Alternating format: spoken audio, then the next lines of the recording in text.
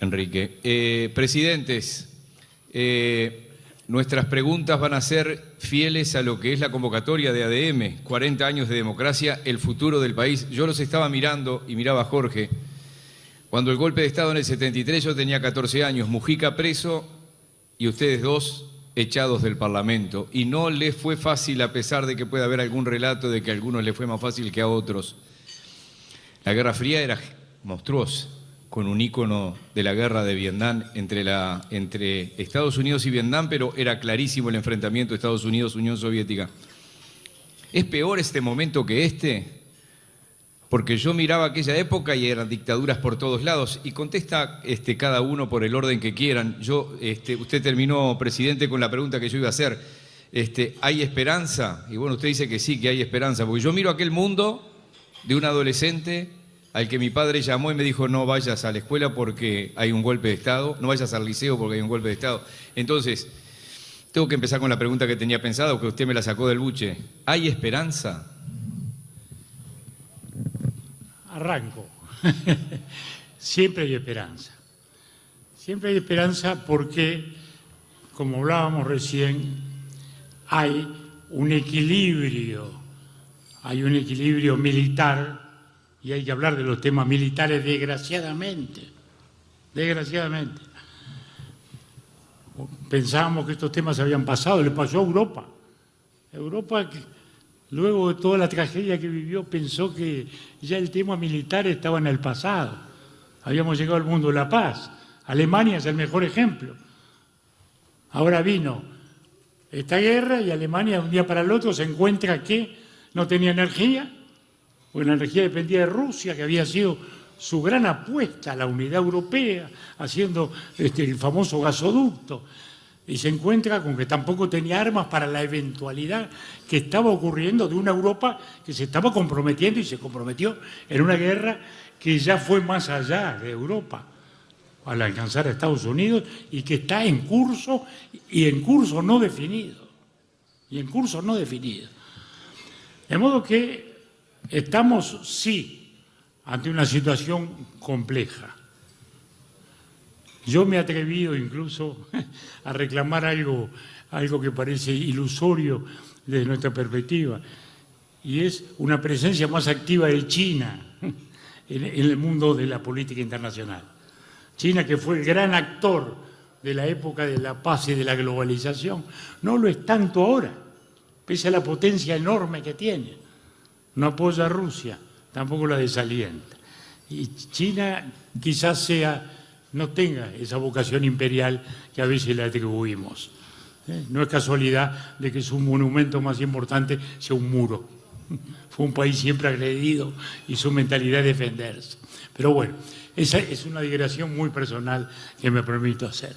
Lo que sí creo que tenemos indudablemente riesgos que ya se están pagando en lo económico, en lo social, en la inestabilidad y en esa carrera armamentística impresionante que se ha desatado. Todos recordamos el discurso final de Eisenhower, el discurso final de aquel gran presidente y aquel gran general, para el cual los más viejos podemos recordar con emoción porque veíamos los informativos y veíamos aparecer a esos que eran nuestros héroes en la guerra con el nazismo. Eisenhower dijo: ha nacido un complejo industrial militar.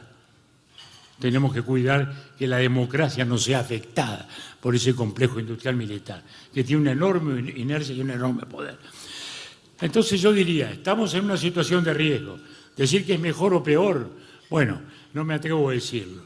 No creo que hoy tengamos ya un enfrentamiento ideológico como entonces, porque la invasión de Rusia no es una guerra moderna, no es una guerra ideológica, es una guerra del siglo XIX, una guerra nacionalista territorial llevada a cabo hoy todavía, y por suerte, fíjense lo trágico de tener que decirlo, en armamentos convencionales y no armamentos atómicos, con los cuales están en el horizonte. Entonces, es una situación distinta. Parecería tener una localización mayor y una profundidad menor, pero no lo sabemos.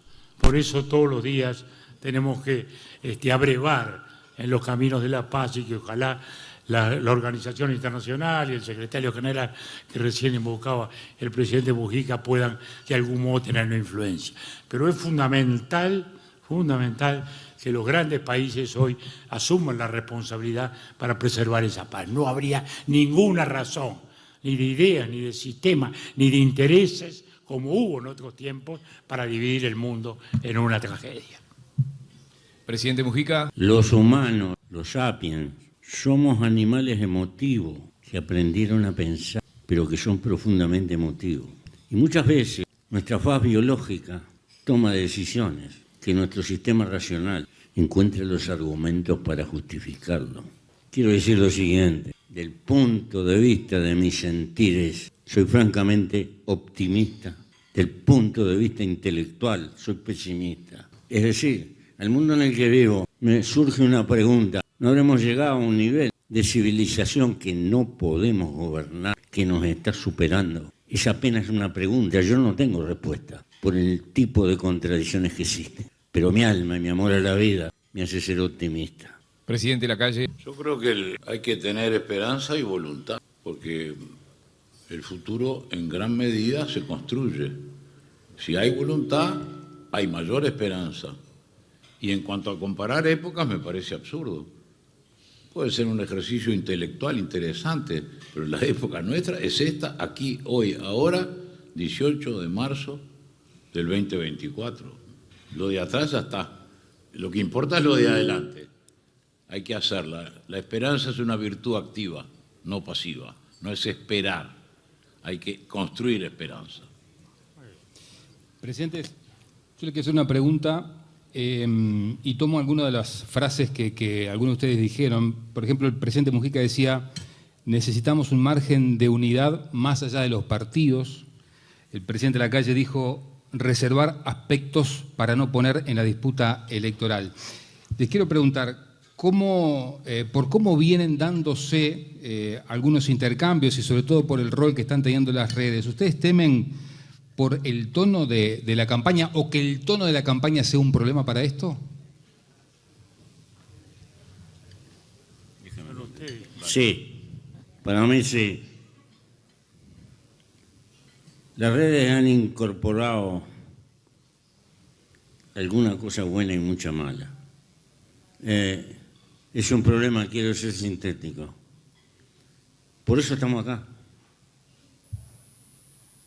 No por lo que sepamos, sino por viejo, para intentar transmitir y ayudar a las nuevas generaciones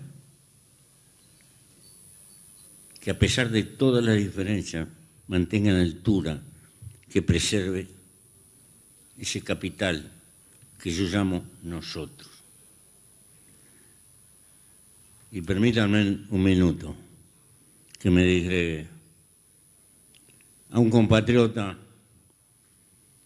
de la ciencia, Radi, lo acaban de reconocer mundialmente y me parece formidable.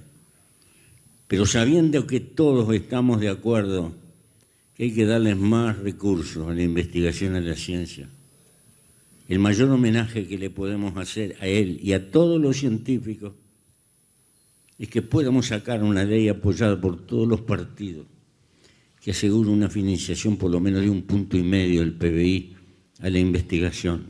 Ese sería el verdadero homenaje que tendríamos que hacer. Hago votos para que eso sea posible, porque la historia demuestra, y el primer estadista fue Bismarck, en la Prusia, que se dio cuenta el valor que tiene el fogonear a la ciencia para a la larga desarrollar la economía y el bienestar de la sociedad. Gracias. Presidente Lacalle. Yo creo que la campaña tiene que, los protagonistas de la campaña, tienen que contar hasta 10 antes de contestar algo que se les atribuye o una crítica. Si contamos hasta 10 y no reaccionamos inmediatamente, vamos a amortiguar mucho de la pelea. Y mucho menos reaccionar frente a lo que dicen las redes, que se han convertido en un fangal donde el anonimato permite decir cualquier cosa y donde la cobardía de la calumnia reina. Entonces yo creo que los que somos del oficio sabemos que después del último domingo de noviembre va a haber un gobierno.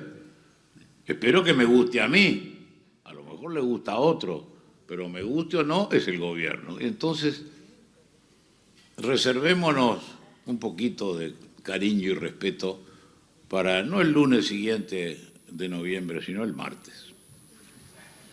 Presidente Sanguinetti. Yo creo que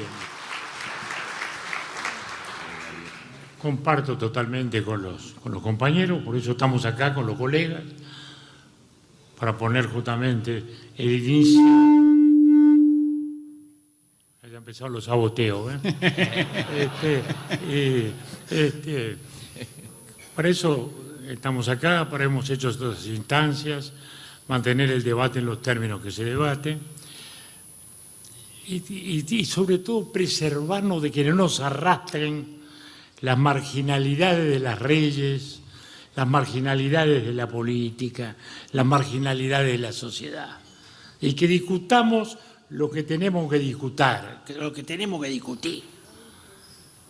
Que discutan los candidatos, que discutan los partidos, que discutan los parlamentarios y no dejarnos arrastrar a todos esos debates laterales en que, vuelvo a decir, desde el anonimato de las redes, desde la publicidad que fácilmente se puede generar, desde la multiplicación de los trascendidos, de la viralización de una foto que ahora ya no sabemos si es real, si es cierta o que se hizo en la inteligencia artificial, como vemos todos los días en el cine. Que no nos dejemos arrastrar en el debate por esas fuerzas y esos fenómenos que allí están. Son acechanzas que tenemos que superar.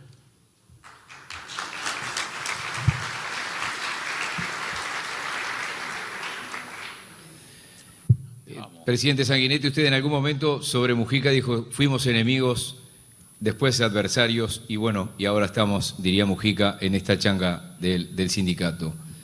Colegas amistosos. Colegas amistosos. ¿Por qué hay que esperar a que políticos tan importantes como ustedes en los últimos 80 años de la política nacional tengan que cumplir más de 80 años para que se pongan de acuerdo en cosas que los que tenemos menos edad no nos ponemos de acuerdo? Mire, no se puede imaginar la sociedad como una homogeneidad, como bien decía el presidente Lacalle. Hemos vivido épocas históricas distintas. En el Uruguay no vivimos enfrentamientos distintos a los que se vivían en el mundo, que son los que nos pusieron enfrente. Esos enfrentamientos luego llegaron a otras etapas del mundo y de nuestro país. Y así, como las utopías son necesarias de un modo u otro para avanzar hacia ideales en los cuales creemos, también suelen ser peligrosas. Peligrosas en un sentido, peligrosas en el otro, porque también la utopía de la unanimidad es un peligro. El día que estemos todos pensando igual, preocupémonos, porque algo está pasando que no es razonable. La política, naturalmente, es diversidad, los enfoques son distintos. Alguien le va a poner en algún momento más importancia a la libertad, otro se lo pondrá más a la justicia social, alguien se preocupará más de la política exterior, otro menos. Eso es inevitable, es lo normal. Lo importante es, como se decía acá y se deduce de las expresiones anteriores, preservar ese espacio,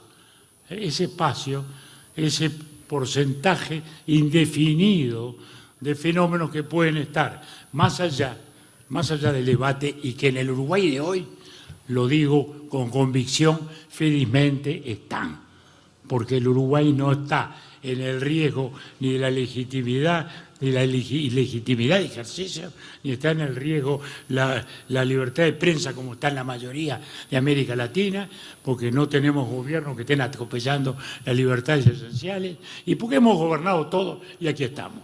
Presidente Mujica. Amigos, hay una tendencia a razonar con estereotipos y no tener en cuenta los cambios que va procesando la vida. Eso pasa en la derecha, en la izquierda, en el centro. Quedamos con una especie de foto mental y juzgamos a través de esa vieja foto. Nosotros estamos acá no porque no tengamos diferencias, las tenemos y son irrenunciables. Estamos porque le conviene a este país, porque esta imagen le conviene y prestigia a este país, y somos conscientes de eso. Y eso es un capital de este país que no nos pertenece a nosotros. Le pertenece al pueblo uruguayo que nos tuvo que aguantar. Entonces, como tal, es lo mínimo que tenemos que hacer para distribuirlo. ¿Por qué? Porque esta gestualidad es imposible en el mundo de hoy y establece una diferenciación en el resto del mundo, en América Latina. Pero además, del punto de vista filosófico, si usted lee la Ilíada con atención, se va a dar cuenta que en la Asamblea de Reyes el discurso más esperado es el de Néstor, que no el rey más fuerte, el más viejo. La vejez nos achaca reumatismo y problemas en la salud. También nos sume alguna responsabilidad. Ser una especie de humilde consejo de anciano, que el mundo después hará lo que se le antoje, pero nuestro papel de anciano es precisamente contribuir a que los que están en la cancha puedan hacer las cosas un poco más fríamente y aprendan de sus errores y no de los nuestros. Gracias. Presidente Lacalle. Yo creo que es bastante simple cuando uno está en la cancha como jugador, y yo lo he sido en los últimos 50 años, o sea que no considero que he sido ningún carmelita descalzo cuando he estado en la lucha política. Lo que sí, que nunca insulté a nadie y nunca calumnié a nadie. Pero he sido duro. Ahora, cuando llega el momento del remanso, al borde de la cancha, con la sabiduría del tiempo, lo vivido y lo padecido, uno trata de colaborar buscando los puntos en contacto, los puntos en común, para tratar de destilar un poquito de sabiduría hacia los que están en la cancha y apasionados como corresponde.